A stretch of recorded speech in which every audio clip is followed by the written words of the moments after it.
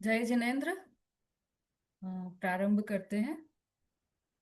नमो अरिहंताणं, नमो सिद्धाणं, नमो आयिरियाणं, नमो उवझायाणं, नमो लोये सवसाहुणं, मोक्षमार्गस्य नेतारं, वेतारं कर्मभूभृतां, ज्ञातारं विश्वतत्त्वानां, वन्दे तद्गुणलब्धये।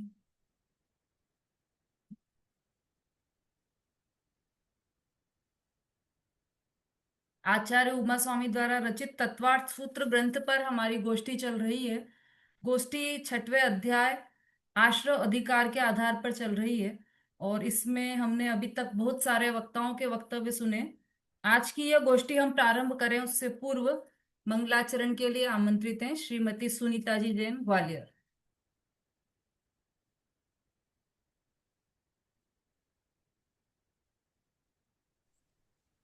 जय जैन दीदी। जय जैन सभी को। नमो अरिहंताणं, नमो श्रीताणं, नमो आयिरियाणं, नमो वज्रायाणं, नमो ये सौवसाहुरम्। अरिहंस सिद्धसूर उपाध्याय साधु सर्व अट के प्रकाशी मंगली चौपधारी है। तिन्ने को स्वरूप जान राग से जो भई भक्ति, काय को नवाए कर वस्तुति उचारी है। धन धन तीन ही सोए काज सब आज भय, कर जोर बारंबार वंदना हमारी है। मंगल कल्याण सुख ऐसो हम चाहत है, वो मेरी ऐसी दशा जैसी तुम धारी है। ओ मेरी ऐसी दशा जैसी तुम धारी है। ओ मेरी ऐसी दशा जैसी तुम धारी है। जय श्री। बहुत सुंदर पंच परमेष्टि का स्मरण करते हुए हमने मंगलाचरण सुना। और अब चूंकि हमारी अभी तक आयु कर्म के आश्रव तक की चर्चा पूर्ण हो चुकी है, छठवें अध्याय में आयु कर्म के आश्रव, उसमें चारों ही आयु के आश्रव के कारण क्या है वह कल हमने बहुत अच्छी तरह से डिटेल में समझा।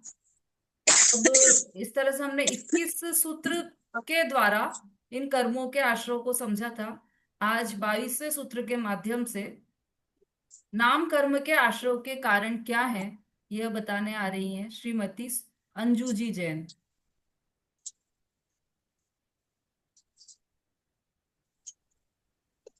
जय जिनेन्द्र सभी को। जय जिनेन्द्र दीदी, आपको जय जिनेन्द्र। हाँ, मेरा विषय नाम कर्म के आश्रम का कारण है और मैं अब गोष्ठी का मैं अपना बोलती हूँ। ओम नमः सिद्धेभ्य। योग की वक्रता विंश बादनम च सुवत्स नामनः। योग की वक्रता, योगों की कुटिलता, विंश बादनम अर्थात अन्यथा प्रवर्तन करना, अशुभ नाम कर्म के आश्रव का कारण होती है। आत्मा के पद स्पंदन का नाम योग है। मात अकेला योग साता वेदनी के आश्रव का कारण है। योग में वक्रता नहीं होती है किंतु उपयोग में वक्रता होती है। जिस योग के साथ योग की वक्रता रही हो वह अशुभ नाम कर्म के आश्रव का कारण है। आश्रव के प्रकरण में योग की ही मुख्यता है और बंध के प्रकरण में बंध के परिणाम की मुख्यता है। परिणामों की वक्रता जड़ मन वचन काय में नहीं होती किंतु उपयोग में होती है।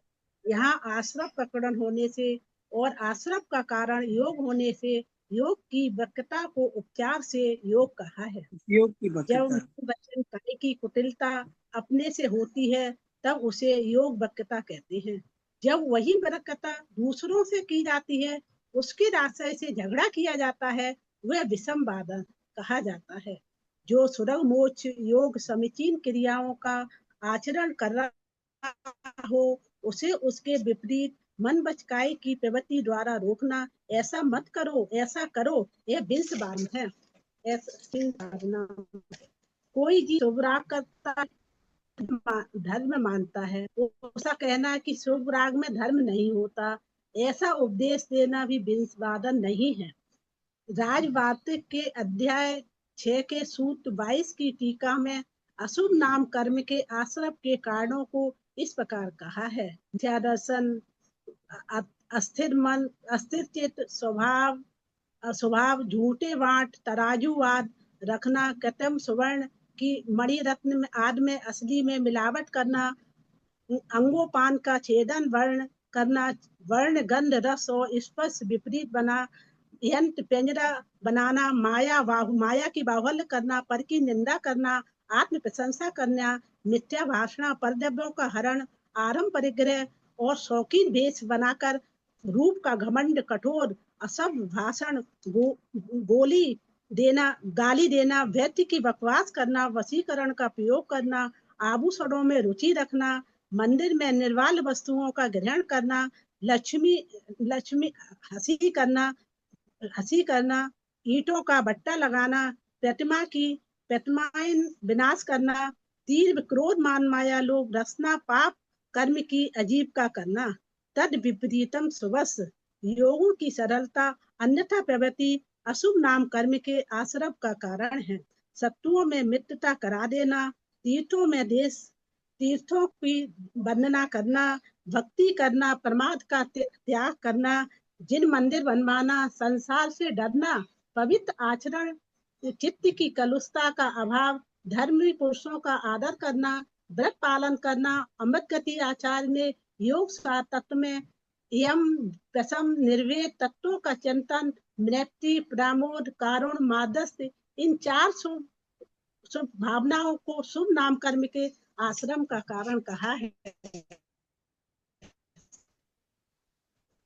समय सार की गाथा में भी का अत्यंत अनिष्ट करने वाली है, अर्थात विषम भारत को पैदा करने वाली है, इसलिए अशुभ नाम कर्म से बंद होता है और उससे छूटने का उपाय एक ही है कि अपनी आपना में एकत्र रहो।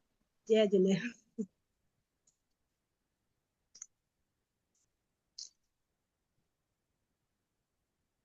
शुभ नाम कर्म और अशुभ नाम कर्म दोनों ये नाम कर्म के भेद हैं, और ये दोनों कर्मों का आश्रय किस लिए होता है, किस तरह से होता है, बहुत ही अच्छी तरीके से अंजू जी ने बताया है।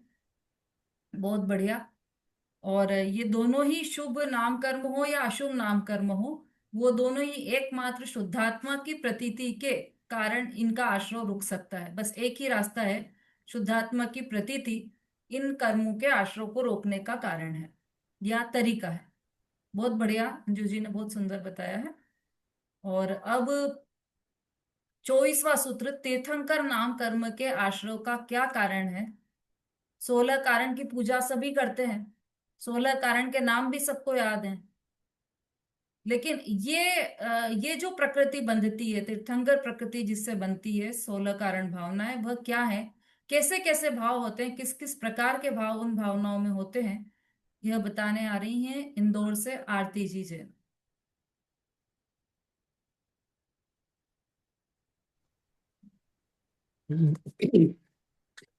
जय जैन सभी को। आज अध्याय तत्वार सूत्र के अध्याय 6 के गोष्ठी के का आज का हमारा प्रकरण है, तीर्थंकर नाम कर्म के आश्रय के क्या कारण है। तो तीर्थंकर नाम कर्म के आश्रय के कारणभूत 16 कारण भावनाएं हैं। तो इन सबसे पहले हम इन 16 कारण भावनाओं के नाम जानते हैं। नंबर 1, दर्शन विशुद्धि, विनय संपन्नता, सील और व्रत में अनतिचार। चौथा, अभीष्ण ज्ञानोपयोग, संवेग, शक्ति के अनुसार त्याग और शक्ति के अनुसार तप करना, साधु समाधि, बैया व्रत करना, अरहत भक्ति, आचार्य भक्ति, बहुश्रुत भक्ति, प्रवचन भक्ति, आवश्यक अपरिहारणी मार्ग प्रभावना और प्रवचन वात्सल्य। ये 16 कारण भावनाओं के नाम थे। अब ये 16 कारण भावनाएं तीर्थंकर नाम कर्म के आश्रय में कारण हैं। इन सब का अथवा इनमें से कुछ का पालन करने से तीर्थंकर प्रकृति का आश्रय होता है। किंतु इनमें एक दर्शन विशुद्धि का होना आवश्यक है, क्योंकि दर्शन विशुद्धि के न होने पर सभी भावनाओं के अथवा कुछ के होने पर भी तीर्थंकर प्रकृति का आश्रय नहीं होता है, और दर्शन विशुद्धि के होने पर अन्य भावनाओं के अभाव में भी तीर्थंकर प्रकृति का आश्रय हो सकता है, होता ही है। प्रकृति के इस प्रकृति के उदय में संभव शरण में अष्ट प्रातिहार रूप विभूति प्राप्त होती है। अब तीर्थंकर नाम कर प्रकृति का आश्रय किसे होता है यह बतलाते हैं। चतुर्थ गुणस्थान वर्ती जीव को ही तीर्थंकर नाम कर्म की प्रकृति का आश्रय होता है। यह ज्ञानी जीव नारकी त्रियंच देव नहीं होता है, केवल मनुष्य गति के जीव को ही होता है। नंबर 3, मनुष्य गति के कर्म भूमि के जीवों को ही होगा, भोग भूमि के जीवों को नहीं होगा। स्त्री पुरुष नपुंसक को नहीं होगा, केवल पुरुषों को ही होगा। पुरुषों को केवल केवली के पाद मूल में ही होगा। तीर्थंकर प्रकृति ध्रुव प्रकृति है, वह बंद नहीं होगी, चलती ही जाएगी। अब इसमें 16 कारण जो भावना है उनका स्वरूप अपन संक्षेप में थोड़ा समझने की कोशिश करेंगे। नंबर 1, दर्शन विशुद्धि। दर्शन विशुद्धि अर्थात सम्यक दर्शन की विशुद्धि दर्शन 25 मल दोषों से रहित और 8 अंगों के सहित सम्यक दर्शन का होना ही दर्शन विशुद्धि है। तीर्थंकर प्रकृति का आश्रय चौथे गुणस्थान से ही आरंभ होता है। दर्शन विशुद्धि को तीर्थंकर नाम कर्म के आश्रय का कारण कहा है, परंतु वास्तव में दर्शन विशुद्धि स्वयं आश्रय बंध का कारण नहीं है, किंतु राग ही बंध का कारण है। नंबर 2, विनय संपन्नता। विनय से परिपूर्ण रहना सो विनय संपन्नता है। सम्यक ज्ञान आदि गुणों का तथा ज्ञान आदि गुण संयुक्त ज्ञानी का आदर उत्पन्न होना सो विनय संपन्न है, विनय है। इस विनय में जो राग है वह आश्रय बंध का कारण है। विनय के भेद दर्शन ज्ञान चारित्र विनय, उपचार विनय। छठे गुणस्थान के बाद व्यवहार विनय नहीं होती, किंतु निश्चय विनय होती है। नंबर 3, सील और व्रतों में अनतिचार। 7 सील और 5 अहिंसादि व्रतों का निरतिचार पालन करना। सील व्रत है 3 गुण व्रत, 4 शिक्षा व्रत। नंबर 4, अवीक्षण ज्ञानोपयोग।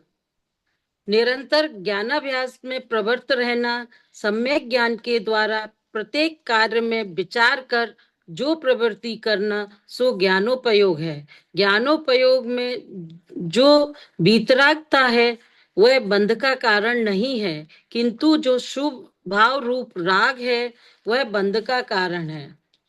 नंबर 5, संवेग। सदा संसार के दुखों से भयभीत रहना सो संवेग है।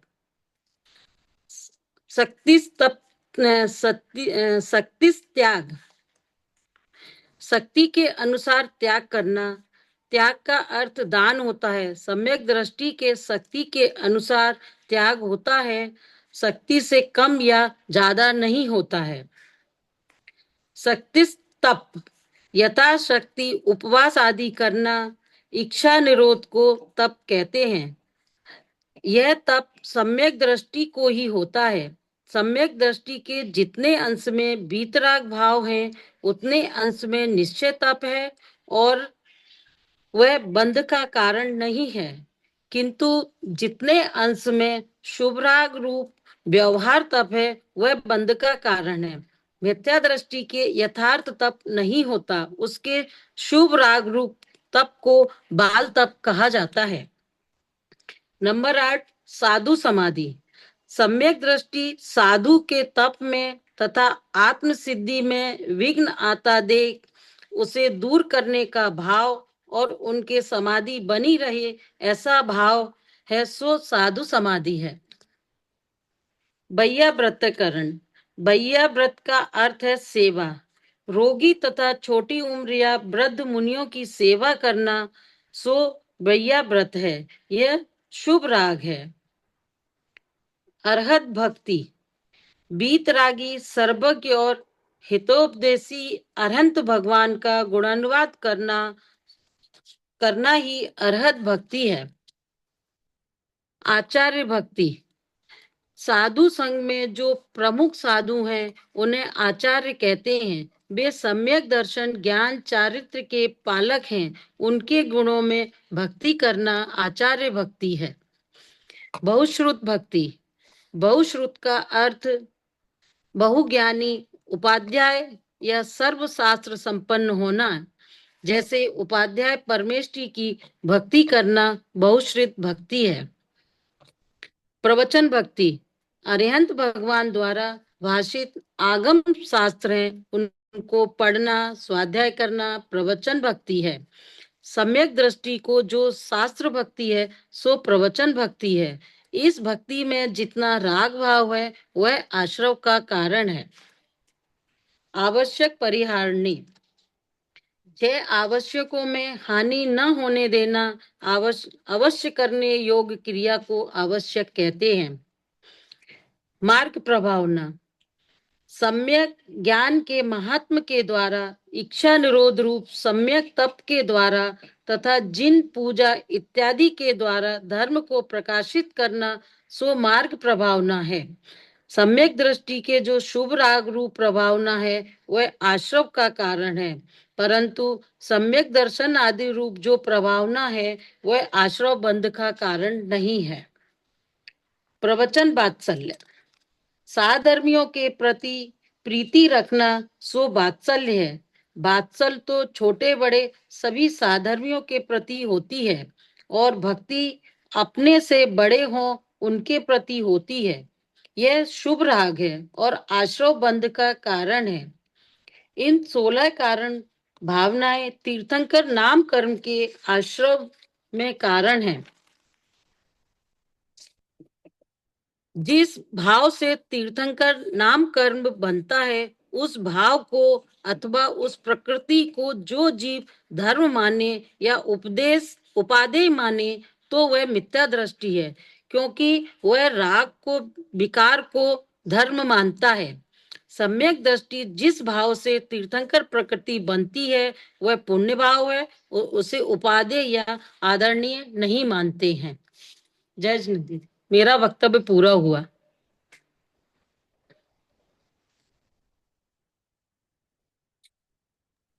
बहुत बढ़िया, बहुत अच्छा, पूरा आपने विषय कंप्लीट किया। पूरे जो 16 कारण की 16 भावनाएं, सबका छोटा छोटा अच्छे से विश्लेषण किया है। बहुत बढ़िया। एक जो आपने दूसरी या तीसरी लाइन में ये बात कही थी, एक स्टार्टिंग में क्या पढ़ा था आपने, पढ़िए जरा आपके उसमें। ये 16 मेरे कारण भावनाएं तीर्थंकर नाम कर्म के आश्रम में कारण है। इन सब का अथवा इनमें से कुछ का पालन करने से तीर्थंकर प्रकृति का आश्रय होता है, किंतु इनमें एक दर्शन विशुद्धि का होना आवश्यक है, क्योंकि दर्शन विशुद्धि के न होने पर सभी भावनाओं के अथवा कुछ के होने पर भी तीर्थंकर प्रकृति का आश्रय नहीं होता है, और दर्शन विशुद्धि के होने पर अन्य भावनाओं के अभाव में भी तीर्थंकर प्रकृति का आश्रय हो सकता है। हाँ, इस हाँ। ये बस यही कि हम्म। दर्शन विशुद्धि के होने पर भी और दूसरी भावनाओं का अभाव में भी तीर्थंकर प्रकृति का बंध हो सकता है, ऐसा नहीं है। हम्म। दर्शन विशुद्धि होगी तो उसको ये सब भावनाएं होंगी ही होंगी। मतलब इनमें से कुछ भावनाएं हो सकता है पूरी नहीं हो, लेकिन कुछ हाँ। भावनाएं तो होंगी। ऐसा नहीं होगा कि दर्शन विशुद्धि अकेली है, उसके साथ विनय संपन्नता तो होगी ही होगी। सभी सम्यक दृष्टि जीवों को देव शास्त्र गुरु के प्रति विनय होगा। और छांट लेना इसमें से और भी क्या क्या है जो नियम से होगी। संवेग होगा उसको नियम से, अभीक्ष्ण ज्ञानोपयोग रहता है। तो बहुत सारी ऐसी भावनाएं हैं जो दर्शन विशुद्धि के साथ नियम से होगी ही होगी। तो ऐसा नहीं है कि दर्शन विशुद्धि हो और कोई भी भावना नहीं हो और तीर्थंकर प्रकृति का बंध हो, ऐसा कथन अपन नहीं कर सकते। जी जी। ठीक, चलिए, बहुत अच्छा। और अब अपना विषय लेकर आ रही हैं अभिलाषा जी, हैं उपस्थित है?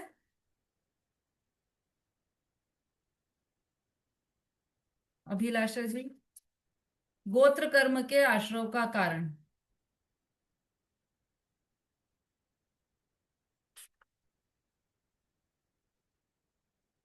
और इसके बाद है अंतराय कर्म के आश्रव का कारण। ये बताने आ रही हैं दिल्ली से नंदिता जी।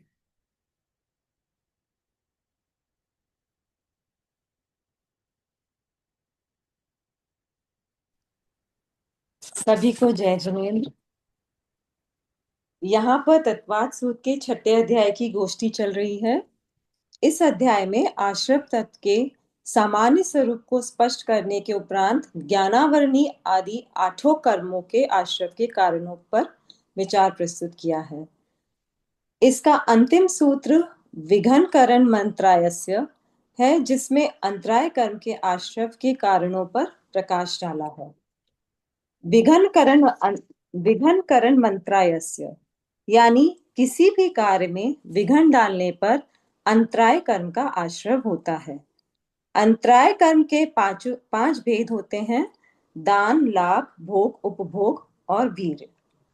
किसी को दान देने में अंतराय डालने से दानांतराय कर्म का आश्रय होता है। दूसरे को दान देता देखकर हम उसे बहलाने लगते हैं, क्यों क्यों कर रहा है, और कोई काम नहीं है क्या, कोई ज्यादा फायदा नहीं होने वाला है या दान देने से, या फिर कई घर में कोई तेरे बाल बच्चे नहीं है क्या, तो हम उसे रोकने की कोशिश करते हैं। हम खुद तो देते नहीं हैं और जो दे रहा है उसे रोक देते हैं, तो वह अपने लिए अंतराय कर्म का कारण बन जाता है। दूसरों के लाभ में विघ्न डालने पर लाभांतराय कर्म का आश्रय होता है।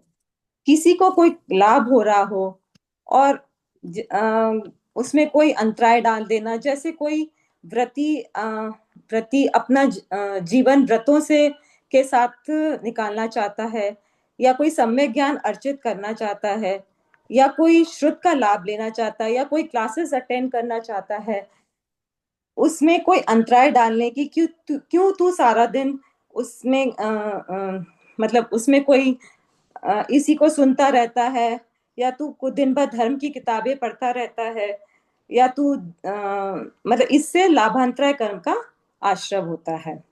इसमें जो लाभ होना, हमें जो लाभ होना होता है वह नहीं हो पाता, और इससे हमें लाभांतराय कर्म का विघ्न डालकर बंद कर लेते हैं हम।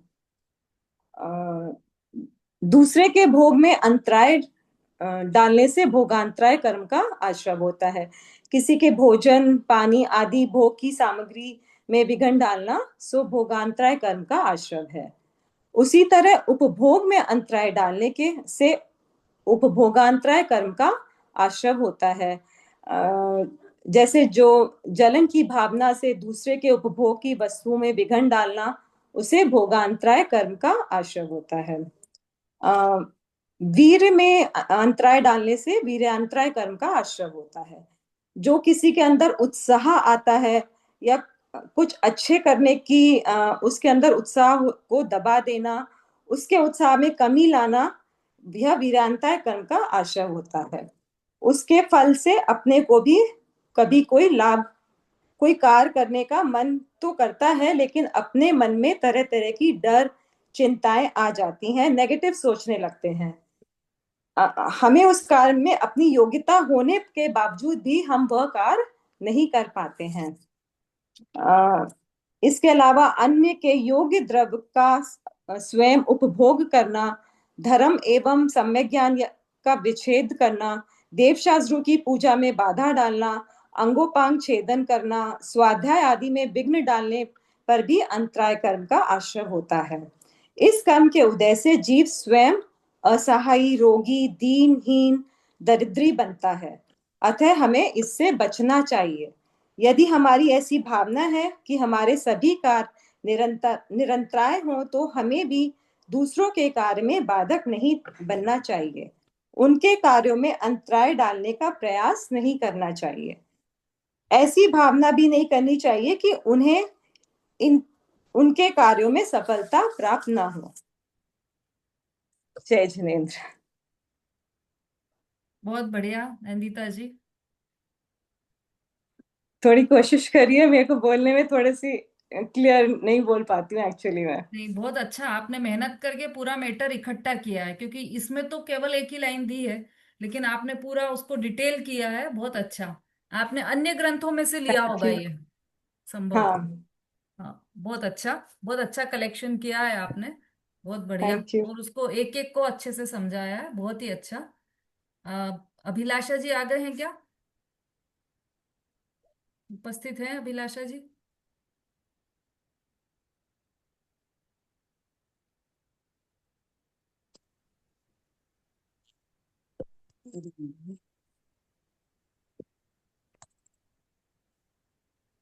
चलिए, वो तो दिखाई नहीं दे रहे। यदि और कोई बोलना चाहे गोत्र कर्म के बारे में, तो वो आमंत्रित है। गोत्र कर्म के आश्रव का कारण, यदि और किसी को कोई भी बोलना चाहे तो। शोभा जी? नहीं है दीदी, अभिलाषा नहीं दिख रही है। हाँ, तो यदि आप बोलना चाहें तो आप बोल सकते हैं, गोत्र कर्म के आश्रव का कारण। दो ही भेद है गोत्र दीदी कर्म। हमने कोई तैयारी नहीं की, पुस्तक से देख के ही पढ़ सकती हूँ, कैसे कोई हम्म। तैयारी नहीं की। चलिए, तो यदि वो कल आ जाएंगे तो कल लेंगे हम इसका, है ना? अभी इतना ही रखते हैं अपन। ठीक है, तो अब ये इसके संबंध में। अच्छा, हाँ, इसमें एक वो छूट गया था। अभी आरती जी ने ये जो 16 कारण भावनाओं वाला 24वां जो सूत्र पढ़ा था, उसमें एक विषय छूट गया है। तो 16 कारण भावनाएं तो हमने समझ ली, लेकिन इसमें अलग से एक विषय और दिया है कि ये इन 16 कारण भावनाओं के कारण जिस तीर्थंकर प्रकृति का बंध होता है, वह तीर्थंकर कितने प्रकार के हैं। तो वह तीर्थंकर 7 प्रकार के बताए हैं इसमें। हाँ, ठीक है। 7 प्रकार के बताए हैं। 5 कल्याणक वाले, 3 कल्याणक वाले, 2 कल्याणक वाले। 3 तो ये हो गए। उसके बाद उपसर्ग केवली, सातिशय केवली, सामान्य केवली और अंतकृत केवली, है ना? किसी किसी ग्रंथ में 10 भी बताए हैं, किसी किसी ग्रंथ में 8 भी बताए हैं। तो वो अलग अलग हैं, पर वो अपेक्षा वही है कि जिस जिस प्रकार से केवली बनते हैं, वो उस प्रकार से इनके भेद हैं। तो वो भी आप पढ़िएगा। और इस सूत्र का जो सिद्धांत है, वो अवश्य पढ़िएगा। 24वें सूत्र का जो सिद्धांत दिया है पेज नंबर 448 पर, वह अवश्य पढ़िएगा आप लोग।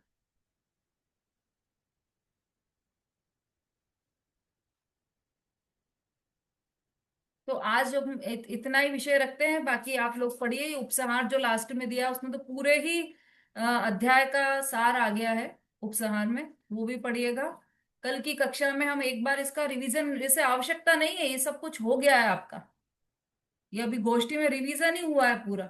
तो मुझे नहीं लगता कि कल की कक्षा की भी आवश्यकता है। तो तो कल की कक्षा में हम ऐसा करेंगे कि जिन जिन लोगों ने पूरे सूत्र याद कर लिए हैं 6वें अध्याय के, या तो वो अभी सुना दें, तो कल की कक्षा ही कैंसिल कर सकते हैं अपन, है ना? चलिए, तो अभी किसने याद किए हैं, और हेडिंग से जिसने याद किए हैं पहले वो सुना दीजिए। थोड़ा सा समय है हमारे पास अभी, 10-15 मिनट। जिन्होंने हेडिंग सहित याद किए हैं, मेरे ख्याल से सुषमा जी ने किए हैं। सुषमा जी के अलावा और किसने किए हैं हेडिंग सहित याद?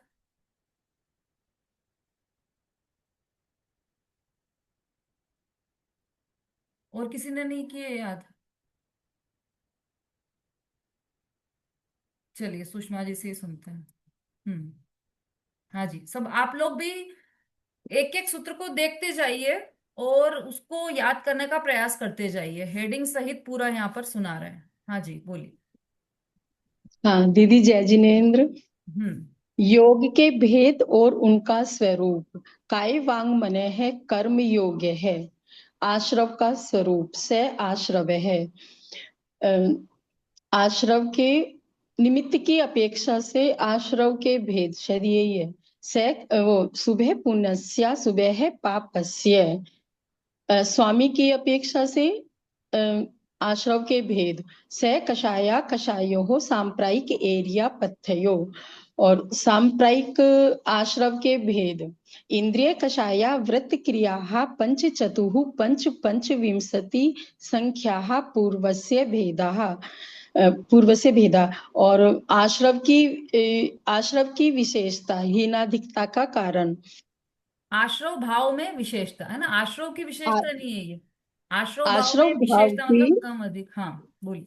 हाँ का हीनाधिकता का कारण।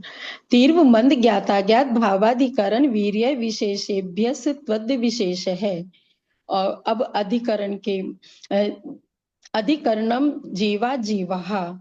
जीवाधिकरण के भेद। आद्यम समरम समारंभारंभ योग कृतकारिता नुमत कषाय विशेषेस त्रिस त्रिस त्रिस चतुष चई कष है। अजीवाधिकरण के भेद। निर्वर्तना निर्वर्तना निक्षेप संयोग निसर्गा द्विचतुर द्वित्रिभेदा परम। ज्ञानावर्णीय दर्शनावर्णीय कर्म के आश्रव का कारण। तत्प्रदोष निन्नव मात्सर्यानंतराया तत्प्रदोष निन्नव मात्सर्यानंतराया साधनोपघाता ज्ञान दर्शना वर्णयो। फिर अशाता वेदनीय कर्म के आश्रव के का कारण। दुख शोक तापा क्रंदन वध परिदेवनान्य आत्म परोभय स्थानान्य सदवेदस्य। फिर साता वेदनीय कर्म के आश्रव का कारण। भूत वृत्त्यनुकंपा दान शराक संयम आदि योग है शांति सोचमिति सदवेदस्य। अभय दर्शन मोहिनीय कर्म के आश्रव का कारण। केवली श्रुत संग धर्म देवा वर्णवादो दर्शन मोहस्य। फिर चारित्र मोहिनीय कर्म के आश्रव का कारण। कषायोदया तीर्व परिणामस चारित्र मोहस्य। अभय नरक आयु के आश्रव का कारण। भयवारंभ परिग्रह त्वम नारकस्या यु से है। त्रियंश आयु के आश्रव का कारण। माया ते यज्ञ योनस्य। फिर मनुष्य आयु के आश्रव का कारण। अल्पारंभ परिग्रह त्वम मानुषस्य। ये भी इसके स्वभाव मार्दवम च। चारों आयु के आश्रव का कारण। निःशील व्रत त्वम च सर्वेशाम। फिर देव आयु के आश्रव का कारण। सराग संयम संयमा संयमा काम निर्जरा बाल तपांसी दैवस्य। सम्यक्त्वम च। अभय नामकर्म के आश्रव का कारण। योग वक्रता विसंवादनम चाशुभस्य नामने है। फिर शुभ नामकरण का। तद विपरीतम शुभस्य। फिर तीर्थंकर नाम कर्म के आश्रव का कारण। दर्शन विशुद्धि विनय संपन्नता शील व्रतो स्वनति चारो भीक्षण ज्ञानोपयोग संवेगो शक्ति तस् त्याग तपसी साधु समाधि वैया व्रत करण मर्दाचार्य बहुश्रुत प्रवचन भक्ति रावश्यका परिहार निर्मार्ग प्रभावना प्रवचन वत्सल त्वमिति तीर्थंकर त्वस्य। फिर इसके बाद है उसका गोत्र कर्म। नाम है गोत्र कर्म का। परात्म निंदा प्रशंसे सद सद गुणोच्च छादनोद भावने च नीचेर गोत्रस्य। फिर है तद विपर्यो नीचेर व्यत्यनुत सेतौ चोत्रस्य। और फिर अब अंतराय कर्म का कर्म के आश्रव का कारण। विघ्नकरण मंत्रायस्य। क्या कुछ बात रह है, गया क्या बहुत बढ़िया। कथा में? बहुत बढ़िया। पूरा एक एक सूत्र बिल्कुल सही सही बोला है आपने। बहुत ही अच्छा, एकदम अनुकरणीय। सबको इसी तरह से याद होना चाहिए, बिल्कुल हेडिंग सहित। अब हेडिंग सहित याद करने का क्या फायदा है? ये फायदा है कि आपको तत्वार सूत्र अर्थ सहित याद हो रहा है।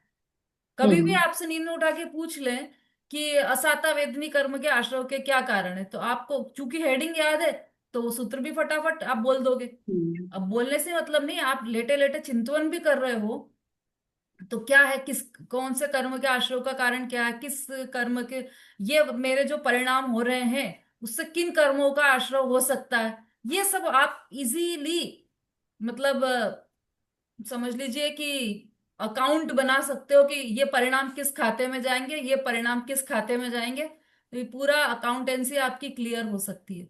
बहुत बढ़िया। और भी किसी को याद है क्या हेडिंग सहित?